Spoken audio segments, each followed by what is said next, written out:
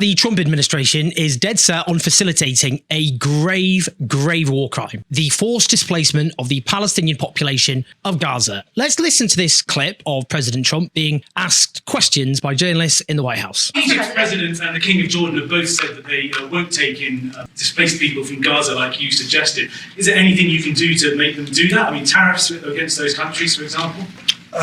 They will do it. They will do it. What makes you say that? They're going to do it, okay? We do a lot for them, and they're going to do it. Now, first of all, that question from the British journalist Danny Kemp, the White House correspondent for the AFP news agency, is a textbook example of media normalization of US-Israeli crimes and therefore complicity. What Kemp is referring to is forced displacement, which is a grave war crime. It is ethnic cleansing.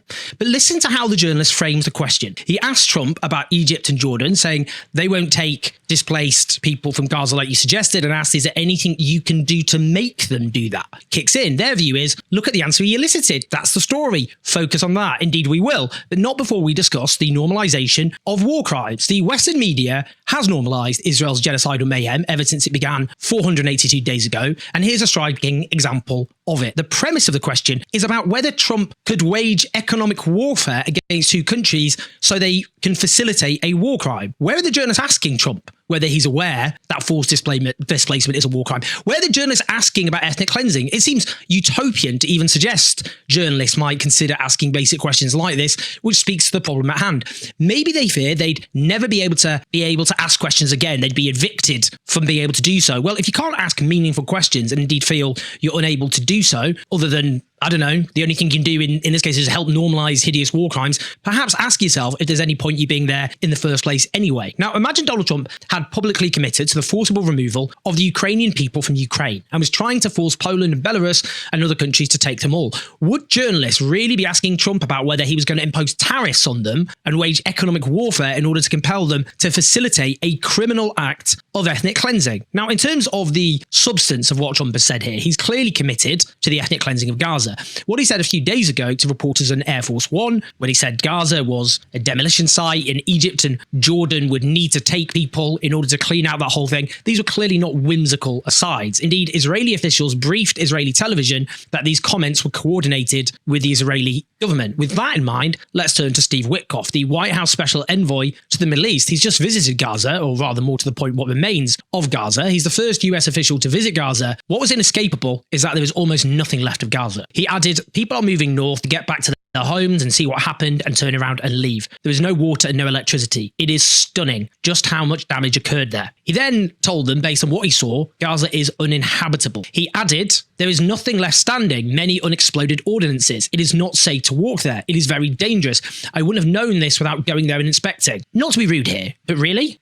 Could Witkoff really not have known any of this without going there? I haven't visited the apocalyptic wasteland Gaza was deliberately and systematically reduced to, but I really could have told him this in advance for free. Has he not watched the freely available footage of what Israel has been doing to Gaza virtually every day now for approaching 16 months? Has he not seen the videos of entire residential blocks being destroyed, or indeed of Israeli soldiers wiring up explosives to, say, mosques, schools, universities, then blowing them up? Did you not watch the footage of Israeli soldiers often laughing raucously as they blow stuff up for the hell of it, then post it on social media for public amusement? Was Witkoff not aware of what experts concluded in December 2023, after just 2 months of this carnage, that Israel had wreaked by then more destruction in that time period than the razing of Aleppo in Syria over the course of 4 years, or indeed Ukraine's Mariupol by Russian forces, or indeed proportionately the Allied bombing of Germany in World War II? That, as one of these experts stated at the time, Gaza is now a different colour from space. It's a different texture. Did Witkoff not see the UN estimates that about 70% of Gaza's buildings have been damaged or destroyed? Was he not familiar with the United Nations Office for the Coordination of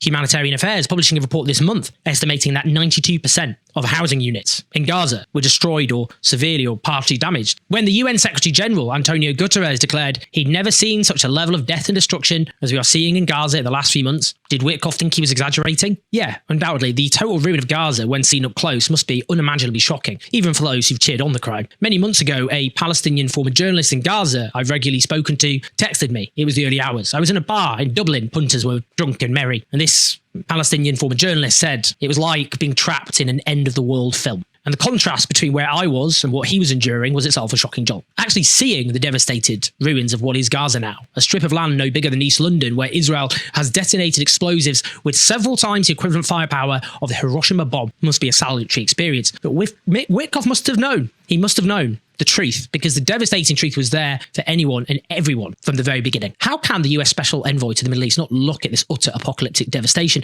and not conclude a terrible crime has been committed? Does he really believe in his heart of hearts that there was a legitimate military target in virtually every square metre of Gaza, and that an attack on all those individual legitimate military targets was proportionate to the military advantage gained, despite the civilian slaughter and suffering each of those attacks would cause? Of course he doesn't believe that. No one believes that fiction. Anyone who says that is a liar, a disturbed liar. Everyone knows Israel set out to destroy Gaza and inflict a terrible collective punishment on its people, because the Israeli state made that clear from day one.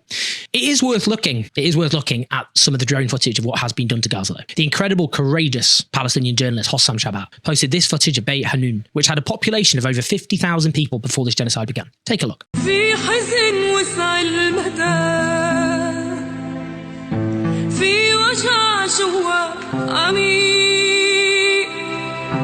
صوت باقي ولا صدى وأنا مين يكفي الطريق.